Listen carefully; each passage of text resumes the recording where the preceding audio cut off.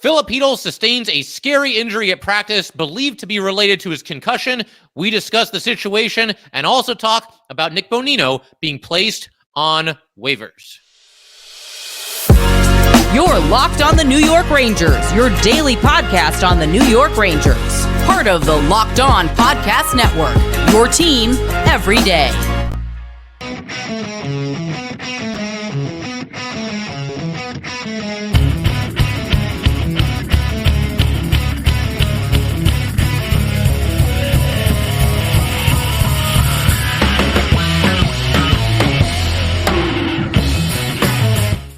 Welcome back, Blue Shirts fans, to episode number 990 of the Locked On New York Rangers podcast. I'm your host, John Chick. Just want to thank you guys, as always, for making Locked On New York Rangers your first listen every day. We are free and available on all platforms, including YouTube. And today's episode of Locked On New York Rangers is brought to you by FanDuel. Make every moment more. Right now, new customers get $150 in bonus bets guaranteed when you place a $5 bet. Visit FanDuel.com/LockedOn to get started. And we are, of course, part of the Locked On Podcast Network, your team every day. So obviously, disappointing way to start the episode today because Filip Chytil, it sounds like, suffered just his second day back with the New York Rangers, suffers an injury during practice. He had been wearing the non-contact jersey while he was out there the last couple of days, but all of a sudden, kind of out of nowhere this morning, kind of late morning, maybe getting into the early afternoon here, we get a tweet that goes out from Dan Rosen that says, Filip Chytil, in his second day back with the Rangers, appeared to sustain an injury during the Rangers' optional morning skate. He was on the ice only with Zach Jones and Jake Leschyshyn. He had to be helped off by them. I am told he is being evaluated. And there were several Ranger beat reporters that were at practice today. Unfortunately, this happened during, the very tail end of the optional skate. It sounds like basically, again, it was only Chytil, Leschyshyn, and Jones that were out there. And obviously, I don't know this for sure, but it certainly sounds like those were the three players that were not going to play in tonight's game against Vegas. And so, a lot of them, people were kind of getting on them like, oh, why weren't you watching? How did you not see what happened? Look, they've got work to do there. A lot of them were probably working on stories and whatnot. And again, it's just three players skating around the rink. You don't really expect anything major to happen, but that'd be pretty jarring to look up and see Filip Chytil, the guy that, as we all know, has had all these concussions and has missed all this time, to see him, down on the ice and obviously needing some help. Per Johnny Lazarus, who was there, this is what he had to say about the situation. A very scary moment at the end of Ranger morning skate. I didn't see how Chytil initially went down, but he was in pain on the ice for what felt like 5 to 7 minutes. Zach Jones and Jake Leschyshyn, along with some members of the training staff, had to help him get off the ice. And Lazarus later tweeted that it didn't look like Chytil was putting any pressure on his left leg after he was helped off. And a lot of us were wondering what the deal might be. Honestly, the good news at this point, beyond hockey, just as far as life is concerned, would have been that if we found out that Chytil, kind of just blew a tire, as they say, just kind of wiped out during practice, you certainly don't want him to have any more head injuries. And we were all kind of left wondering, like, does this have to do with, the lingering effects of the concussion or concussions that he suffered so far in his career? And just a short time ago, and that's kind of why this episode is dropping a little bit later today than it otherwise would have. So apologies for that, but I wanted to just see if there was any kind of clarity here. And then Larry Brooks sent this out just a short time before I hit record here. As far as the Filip Chytil situation is concerned, this is what Brooks had to say. What a mess. Chytil back in his New York home after evaluation. Few details available, but it seems the incident in which number 72 went down on the ice this morning is related in some way to the November 2nd suspected concussion. It's a setback for sure, and it creates complications for the Rangers and Drury.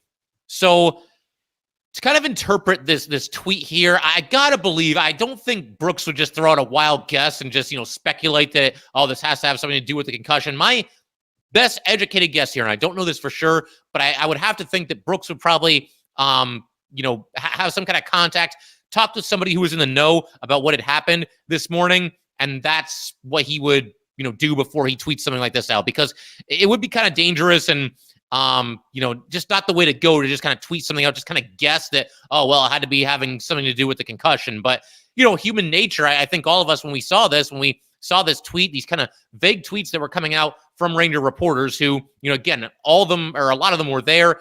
None of them really seemed to know what had happened. They kind of just looked up and Chytil was down on the ice. I think a lot of us, again, human nature, it goes to a place where, we're aware of the fact that Filip Chytil has had this concussion injury, and you start to wonder if that's what caused this whole thing. And honestly, I mean, we'll talk about the hockey perspective of this in just a second, but just a heartbreaking development. You got Filip Chytil here, 24 years old, just getting started in his hockey career. He's somebody that just got that contract extension during the middle of last season and really just getting started, and had a big role for the Rangers this year before he got injured. Looked like he was pretty well set to play a top 6 role.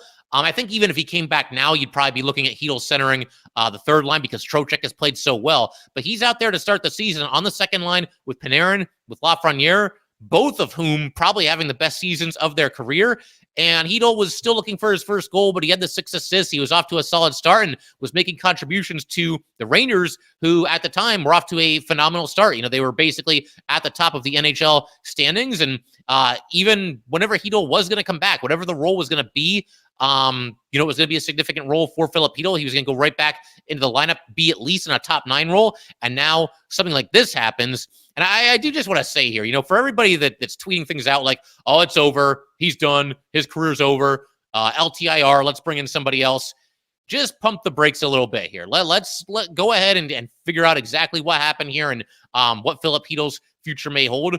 Right now, I think, that there's no guarantees that anything is going to happen as far as, Chytil coming back this season or perhaps even ever. But I think it's a little bit early to kind of just write off Filip Chytil and just, believe that this has to be the end of his career. Hopefully it's not. Obviously, health comes first. And I think it's gotten to the point now where you kind of have to, if you're Filip Chytil and you're the Rangers, I feel like you're at a point where Chytil, if this was related to his concussion, and again, I'm going to take Larry Brooks at his word for this from what he tweeted out earlier. If this was related to his concussion, I think you're looking at a situation where Filip Chytil at this point now should have to be cleared probably by multiple doctors. And again, I'm not a doctor at all, but I mean, this is a scary situation. You've got a situation here where Filip Chytil is on the ice during an optional morning skate wearing, I believe still wearing the non-contact jersey, and he's out there with he's basically on an empty rink. He's out there with 2 teammates, Lecision and Jones, and this happens. So if this can happen to him during an optional Friday morning skate where you're only out there with 2 of your teammates and the rink is otherwise completely open, and he ends up down on the ice for 5 to 7 minutes and is believed to be related to his concussion, I mean, he can't be allowed to play in a game right now. If a situation such as the one I just described can result in what happened to Filip Chytil today, imagine what can happen when he's out there, against opponents in a rivalry game for the Rangers, and these guys are all hitting each other and trying to knock each other off the puck. And I'm not saying that anybody would try to target Filip Chytil and target his head because they know he has concussion history. I mean, if you do that, you're pretty sick. But I mean, hey, it's hockey, it's physical, and people are going to get knocked around out there, and they're going to compete hard. And Filip Chytil, I mean, again, if this can happen to him on a mostly empty rink, then imagine what can happen to him in the middle of an intense game or even like a playoff game, So I don't know, man. It's a delicate situation. It's hard to really know what to say as far as, what his future might hold and as far as, if he might end up getting back this season. But, from a hockey standpoint right now, and it kind of almost feels a little bit cold to jump right into that because, again, we're talking about a 24-year-old, has his whole life ahead of him. And clearly, if this is concussion related, then it's very, very scary. And, that comes first. That's first and foremost. But if Filip Chytil, if this was, again, related to the concussion, then I don't see how the Rangers can rely or expect or maybe even hope for Filip Chytil to play another hockey game the rest of this season. Now, obviously, you don't give up completely. If Filip Chytil gets to a point where he's cleared by multiple doctors and he feels comfortable with it, then, more power to him if he wants to come back. But right now, the way things stand, we're past the halfway point of the season here. Filip Chytil has missed weeks and weeks, couple of months at this point of hockey due to what is obviously believed to be a concussion. And now this happens. So again, I'm no doctor, but I just cannot see how what happened today that Filip Chytil should be playing in a competitive NHL hockey game. And I think most people would probably agree there. We'll see how things go going forward. But right now, sounds like, again, Filip Chytil is at his New York home and hopefully, obviously, resting and in as good a spirits as he can possibly be, given the circumstances right now. But again, you just hope for the best for Filip Chytil for his future, not just with hockey, but certainly also with just the rest of his life. And we'll see. I'm sure there's more reports to come from this, and we'll find out more as the days go by here. And it's obviously something that we'll continue to talk about on this podcast. But yeah, man, just a heartbreaking development. You start to have hope that Chytil's kind of through the woods and might even come back and play some hockey for the Rangers. And now goes down at practice and has to be helped off. And again, just a very scary situation. And again, all the best to Filip Chytil. That's first and foremost before we even really get into the hockey aspect of it. We'll have conversations of that in the future when we find out more about what's going on with Chytil, if the Rangers want to make a move for another center or something along those lines. But for the time being, again, the thoughts are with Filip Chytil, and you just hope that he's doing as well as he possibly can be right now, given the current circumstances. So we're going to keep everything rolling on Locked On Rangers here. It's been a busy couple of days, kind of a downer episode here, if I'm being completely honest, because well-respected veteran from the New York Rangers was placed on waivers. That would, of course, be Nick Bonino. He has since cleared. We're going to talk about that. Also going to talk about the new Ranger defense pairings that they were using at the most recent practice. So we'll get to all that in just a second here. First, though, we definitely want to let everybody know that today's episode of Locked On New York Rangers is brought to you by Indeed. We're driven by the search for better. But when it comes to hiring, the best way to search for a candidate isn't to search at all. Don't search, match with Indeed. If you need to hire, you need Indeed. Indeed is your matching and hiring platform with over 350 million global monthly visitors, according to Indeed data, and a matching engine that helps you find quality candidates fast. Ditch the busy work. Use Indeed for scheduling, screening, and messaging so you can connect with candidates faster. And Indeed doesn't just help you hire faster. 93% of employers agree Indeed delivers the highest quality matches compared to other job sites, according to a recent Indeed survey. Join more than 3.5 million businesses worldwide that use Indeed to hire great talent fast. And listeners of this show will get a $75 sponsored job credit to get your jobs more visibility at Indeed.com/lockedon. Just go to Indeed.com/lockedon right now and support our show by saying you heard about Indeed on this podcast. Indeed.com/lockedon. Terms and conditions apply. Need to hire? You need Indeed. And today's episode of Locked On New York Rangers is also brought to you by FanDuel. The NFL regular season has concluded, but there is still time to get in on the action with FanDuel, America's #1 sportsbook.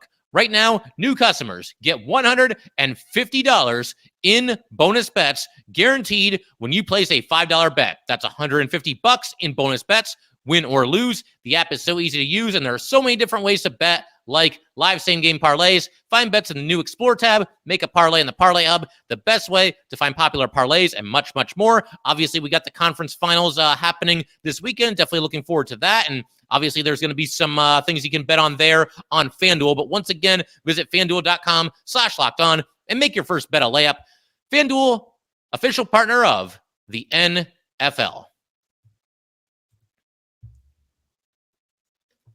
We also just want to let everybody know that today, or rather that Locked On has launched the first ever national sports 24/7 streaming channel on YouTube. Locked On Sports Day is here for you 24/7, covering the top sports stories of the day with the local experts of Locked On, plus our national shows covering every league. Go to Locked On Sports Today on YouTube and subscribe to the first ever national sports 24/7 streaming channel. All right, so let's go ahead, keep everything rolling here, talk about the other bit of news, the news that I thought was going to lead today's episode before, unfortunately, Filip Chytil suffers that, scary incident during practice today. And again, all our best wishes to Phil Chytil. But Nick Bonino was placed on waivers by the Rangers. He has subsequently cleared waivers and been assigned to the Hartford Wolfpack. And in a corresponding move, Jake Leschyshyn called back up to the Rangers. Leschyshyn played in one game earlier this season for the Rangers and a handful of games for them last season as well. I want to say like 12 or 13 games last season, somewhere in that ballpark. But one thing at a time here. First of all, the decision by the Rangers to waive Nick Bonino, I don't think it was really too surprising. When the Rangers signed Bonino, I thought it was fine for what it was. You're bringing in somebody that you don't have grand plans for. You just want him to come in here and play a very small yet very specific role where he was going to center the fourth line, hopefully win more faceoffs than he loses, which he's done that. Block a bunch of shots, he's done that as well. Help kill penalties, he's done that. The problem is just that Bonino, when you watch him out there, he's just not moving very well, and it looks like he's struggling to keep up with the pace of play. It's also pretty jarring how different that fourth line has played, going by the analytics, of course, when Pitlick is on the ice rather than Bonino. The numbers that Barclay Goodrow and Jimmy Vesey have with Pitlick in the lineup with them over Bonino are, pretty vastly superior to when Bonino's out there. Again, nobody was really counting on Bonino to provide a lot of offense this season. If you were, I don't really know what to tell you. He actually did have 19 points in 62 games last season, which is more than I would have expected. But you have to remember there, he spent almost all of last season with the Sharks. He was with the Penguins for like 3 games at the end. He was with the Sharks. Probably had a bigger role on that team than he would have had on other teams. Probably was on the ice more often for them than he would have been with the Rangers or basically anybody else. And it was probably just time for this to happen. It's an unfortunate situation. I thought early in the season, Bonino was making a decent amount of plays. He, again, very specific role, but he was blocking a ton of shots. I have the block shots number written down here somewhere, and I'll get to that in a minute, but he's blocking shots. He's winning most of his faceoffs, and the Ranger penalty kill for the most part has been very good all season, and he's been one of their better forwards on said penalty kill. So he was doing a couple of decent things. Like I said, he just hasn't played well recently. It's been a long time since you've really seen Bonino, make an impressive play or really do anything to kind of help the Rangers ultimately win a game. Early in the season, everything was clicking and everything was working for the Rangers. And even if Bonino wasn't playing excellent hockey at the time, I thought he did fine. But even if he wasn't playing excellent hockey, probably a little bit easier to overlook when the team just keeps winning and winning and winning. The one thing about this that's a little bit weird to me, though, is that Bonino was a healthy scratch for the third most recent game against the Kings. They went with Tyler Pitlick in that game rather than Bonino. But then these last 2 games, Pitlick goes back to being a healthy scratch, and Bonino's back out there on the ice, and then they waive Bonino. So it's just kind of strange that they took one look at Pitlick and said, no, let's put him back in the press box, and let's go with Bonino the next 2 games, and then Bonino's the one that ends up getting waived. The only thing I can really come up with there is that maybe they just wanted to get a couple last looks at Bonino. Obviously, the Rangers are playing 2 teams that, frankly, are not that good. The Ducks and the Sharks, and maybe the idea there was let's give him one more chance here. Let's see what he can show against 2 of the teams near the bottom of the NHL standings. If he plays well, then maybe he buys himself a little bit more time, and maybe we go with him a little bit more going forward. He's kind of the 12th forward for the time being. Unfortunately, that obviously didn't happen. If that was the Ranger plan, to try to just give him one more chance, obviously they didn't see enough from him to prevent this move from happening. And it can't be easy for Drury, Laviolette. Laviolette actually coached Bonino back when they were both with the Nashville Predators. They were on a team that went to the Stanley Cup Finals together. And this is what Laviolette had to say about the situation. Laviolette said he met with Chris Drury, he meaning Bonino. Bonino met with Chris Drury this morning. It's a decision that was made. I've worked with Nick for quite a few years, going back to Nashville. I can't speak enough about him as a person. He's just a good guy, a good teammate. It's a tough day. And for anybody, celebrating the fact that, Bonino is not in the Rangers anymore, look, you're entitled to your opinion, but, I just try to keep in mind the fact that this is a real person. It's an actual human being, and he was doing everything he could to help the Rangers. The facts are he just wasn't having a great season and just probably isn't the player that he was even as recently as just a couple of years ago. If you felt like this is a move that needed to be made, I understand. I hear you, and I certainly respect that opinion. Replacing him with Jake Lecision and Tyler Pitlick, it doesn't seem like that much of an upgrade. But again, the analytics do spell out that Vesey and Goodrow have played quite a bit better when they're out there with Pitlick rather than being out there with Nick Bonino. And again, I do feel like Bonino made some plays early in the season. He'd break up some passes, obviously block a lot of shots on the penalty kill. His final stats are what appear to be his final stats with the Rangers. And I shouldn't say final stats because he has now gone back to the Hartford Wolfpack. He's been reassigned to them, so you never know if he could end up getting called back up. But Bonino, so far this season with the Rangers, 45 games, 1 goal, 4 assists. He's a -12. Second worst of his career in terms of plus-minus. Average 12 minutes, 15 seconds of ice time. He was at 51% on the face-off circle, 78 block shots, 7 hits, 12 takeaways against 5 giveaways. He was a shot blocking machine earlier in the season, was Nick Bonino. He was on pace to lead the NHL in block shots. for at least a brief time there. He had 35 blocked shots in his first 11 games, and he did that while averaging only 10 minutes and 54 seconds of ice time during that stretch of the season there. So credit to him for, continuing to play blue-collar hockey and do what he has to do to try to do something to help the team win. I certainly don't think this is a lack of effort on Bonino's part, but again, just hasn't been making plays recently, and it probably is time to look to go in a different direction. As far as him clearing waivers and going to the Hartford Wolfpack, it's fine. I mean, everything else being equal, there's no reason why they can't hang on to him as organizational depth if you need to call up a veteran. I really don't know, though, if the Rangers need to call somebody up in the future, that it's going to be Bonino. I just feel like, if they made this judgment, if they were willing to waive him and expose him to waivers and the possibility of another team claiming him, which it's not surprising that he cleared, but it could happen. There's 31 other teams. All it takes is one of them to claim him. The fact that the Rangers were willing to do that tells me that if they look to call somebody else up, it probably won't be Bonino, and Bonino will be a free agent at the end of the season, and he'll probably be on his way at that point. So I don't know that we're going to see him again this season. Never say never. Crazier things have certainly happened, but I would imagine he probably finishes out this season with the Hartford Wolfpack. The other thing to note here is that this means, Bonino, if he goes to the Wolfpack and, obviously plays for them, it's going to be his first AHL game since 2011-2012 as a member of the Syracuse Crunch. One other aspect of this, too, is that a lot of people are speculating that Drury's got something cooking. He's going to make a trade. He's going to bring somebody in here. It's certainly possible. And again, if Drury does pull that off, we'll cross that bridge when we get there. As far as tonight, though, against the Knights, obviously Lecision was called back up. Tyler Pitlick is still there. I would imagine that probably what you're looking at is you're going to look at a fourth line, left to right of VZ. Goodrow will be at center, and then you will have Tyler Pitlick at right wing. And the fact that, again, during that morning skate and everything that happened to Chytil earlier today, it kind of supports that theory a little bit because, again, Chytil was out there with Zach Jones and Jake Lecision, and almost a guarantee. I mean, for Jones and Chytil for sure, but also Jake Lecision, those would appear to be the three players that were going to sit out tonight's game. So you connect all the dots here, and it's probably going to be Tyler Pitlick working back into the lineup and Jake Lecision as the healthy scratch. And, I know some people might want the Rangers to call up somebody else other than Lecision. I get that, but it's probably a situation here where they're only looking at Lecision to be the 13th forward anyway. And so, Pitlick will be in the lineup, and they'd probably rather have somebody like Lecision called up rather than somebody who might be something of a prospect for the Rangers and is currently playing on the Wolfpack. They don't want to call up that player and have them sit in the press box. If you aim a little bit bigger and call up, Brandon Othman again, you're going to have him in the lineup. He's certainly not going to be a healthy scratch, and the Rangers, at least now, don't want to go in that direction. So it is what it is. Again, feel bad for Bonino, but it's a move that probably had to be made. Just wasn't really doing a whole lot to help the Rangers in recent games. Made some plays early in the season.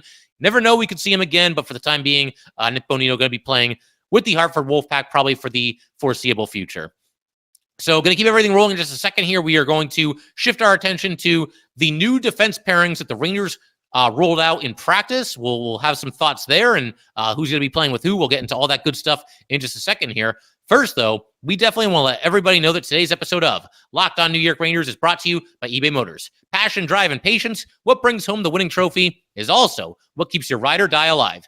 eBay Motors has everything you need to maintain your vehicle and level it up to peak performance. From superchargers, roof racks, exhaust kits, LED headlights, and more, whether you're into speed, power, or style, eBay Motors has got you covered. With over 122 million parts for your number one ride or die, you will always find exactly what you're looking for. And with eBay Guaranteed Fit, your part is guaranteed to fit your ride every time or your money back. Because with eBay Motors, you are burning rubber and not cash. With all the parts you need at all the prices you want, it's easy to turn your car into the MVP and bring home that win. Keep your ride or die alive at ebaymotors.com. Eligible items only. Exclusions apply. eBay Guaranteed Fit, only available to U.S. customers. I figured we can wrap up today's episode by talking a little bit about these new defense pairings that Peter Laviolette rolled out during a recent practice. And for what it's worth, Laviolette also mentioned in his most recent presser that he envisions them sticking with these defense pairings for tonight's game against Vegas. So you're kind of throwing them right into the fire there against a good team in Vegas. But regardless, I still think it was probably time for this to happen. The Rangers have just been struggling in general defensively, and I don't think that really any of the Ranger defensemen have played all that great recently. Some have played a little bit better than others, I suppose, but we've seen really all 6 of these guys at one time or another. And I know, somebody like Gustafsson, he just got here this season, but even him, every single one of these guys at one time or another, I think has played a better brand of hockey than they're currently playing. So to switch it up a little bit, I'm all for it. And this is what they ended up going with as far as the pairings are concerned. You've got K'Andre Miller still with Jacob Trouba. That was interesting. We'll talk about that in a second. That kind of surprised me a little bit. But then you have Erik Gustafsson with Adam Fox, and you've got Ryan Lindgren with Braden Schneider. So a lot of takeaways here. We'll start with Miller and Trouba and the two of them staying together. They got off to an excellent start this season. In stark contrast to last year when I thought they really struggled out of the starting blocks, they were really good to start the year. Recently, they've been on the ice for a lot more goals against than they were at the start of the season. And as far as why this pairing sticks together, I'm not really sure, but to kind of venture a guess here, maybe it's one of those things where Laviolette wants to experiment, but not completely reinvent the wheel. He doesn't want all 3 pairings to be different. He wants something to kind of stay consistent. And one way or another, him and the rest of the coaching staff came to the conclusion that the best pairing to stick together would be Miller and Trouba. And, I can respect that viewpoint if that's where Laviolette is coming from. And I don't know that for sure. I'm just, again, venturing a guess here. But the way that it's been going defensively for the Rangers recently, I say go ahead and reinvent the wheel. Give me 3 different defense pairings to start this game here tonight. But, obviously they didn't do that, and we'll see how it goes with Miller and Trouba sticking together. I mean, those two have basically been together ever since Miller has made his NHL debut. I don't think it hurts too much to split them up every once in a while. There was a time last year where they dropped Trouba down to the 3rd pairing, and Miller was still on the 2nd pairing. But for the most part, those two have pretty much been connected at the hip ever since Miller has made his NHL debut. The other thing that stands out here, or one of the other things that stands out here as far as the new defense pairings are concerned, is that Braden Schneider now gets his 87th different defense partner since he made his NHL debut just 2 years ago. It's really been a revolving door as far as Braden Schneider and who he's out there with, but for at least one game here, he's going to be out there with Ryan Lindgren. Lindgren at times has felt a little bit off recently, just not as sharp as he typically is. There was a situation where there was a turnover involving Lindgren, and the puck was along the boards, and he allowed his guy to get around him and get to the net, led to a goal. I don't even remember who they were playing. Basically, the last handful of games, it's all just a blur of, not crisp and just not sharp hockey for the Rangers in general. So it's kind of hard to remember exactly what happened in what game for some of these plays. But you got to figure, Lindgren and Schneider, that'll be your quote-unquote 3rd pairing. And so you look at the new pairings, and basically the guy who got demoted here out of the 6 defensemen is Ryan Lindgren.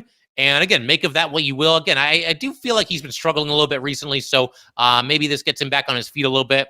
We'll keep our fingers crossed there. And for Braden Schneider, I mean, he's used to this anyway, right? He's got a new defense partner every 2 weeks, it seems like, since he's come into the league. So he'll give it a go with Ryan Lindgren. It's a physical pairing and a tough, hard-nosed pairing, and hopefully the two of them can bring out the best in each other in tonight's game and perhaps even beyond. And then that brings us to our last pairing, and that would be Gustafsson and Fox, who I guess, looking at, people tweeting out the line combinations, the defense pairings and everything, you could sort of consider this the 2nd pairing right now.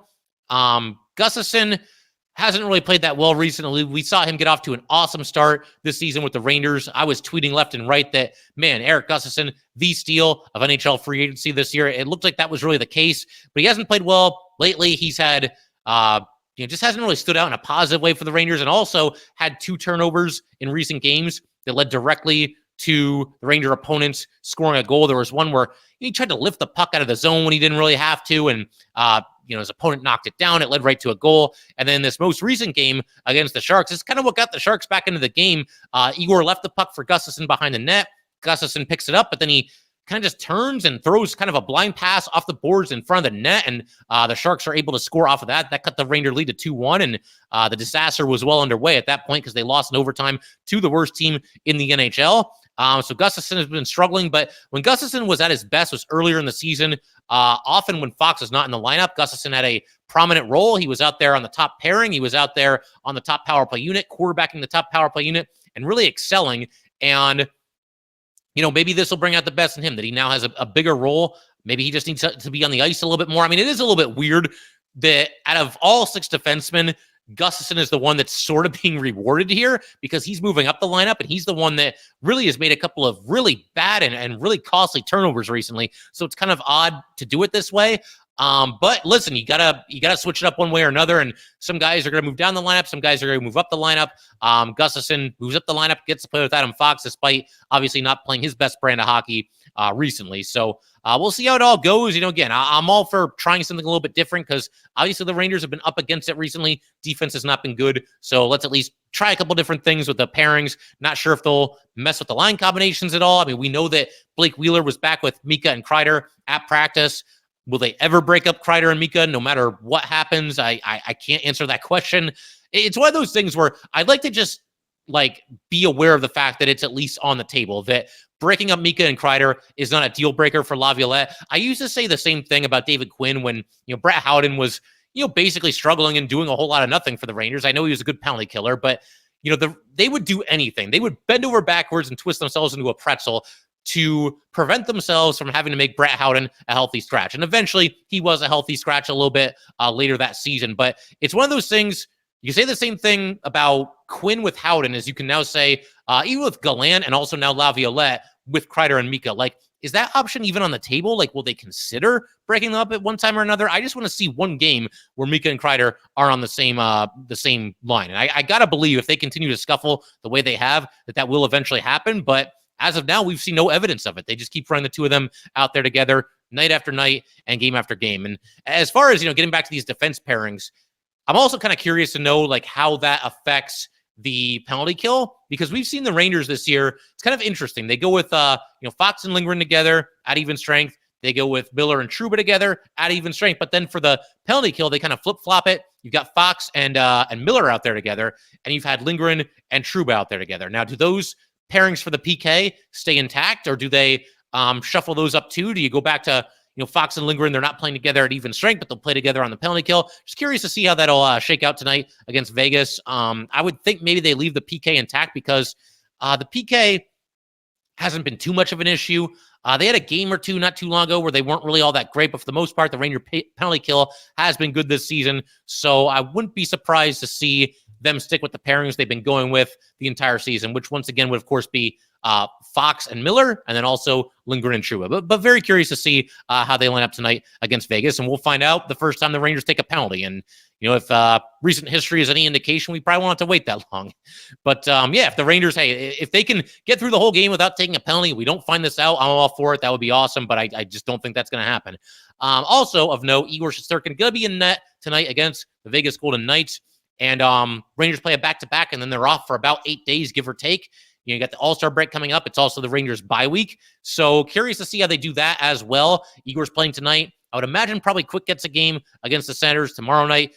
Could also have to do with how Igor performs tonight. Do they, if he plays a great game and the Rangers win this one, 2-1, do they run right back to him tomorrow night and make sure they get the win against the Senators? Not sure, but definitely curious to find that out as well. I would imagine, though, probably Quick gets a start before the All-Star break happens. So, again, happy Friday, guys. This is kind of a bummer of an episode talking about Filip Chytil and his concussion history and what might be going on there. And then also the Rangers, having to waive a well-respected veteran like Nick Bonino. Kind of a downer episode, but, hopefully the Ranger fortunes start to turn tonight. A win against Vegas goes a long way. It's the defending Stanley Cup champions. Things have not gone well for the Rangers. I think we could learn a lot about the Rangers tonight, how they respond to just a brutal road trip, and more specifically, a brutal conclusion to the road trip, blowing a 2-0 lead against the Sharks and falling in overtime. So, yep, that's kind of where things stand, and definitely looking forward to watching the game tonight. I think it's gut check time for this Ranger team.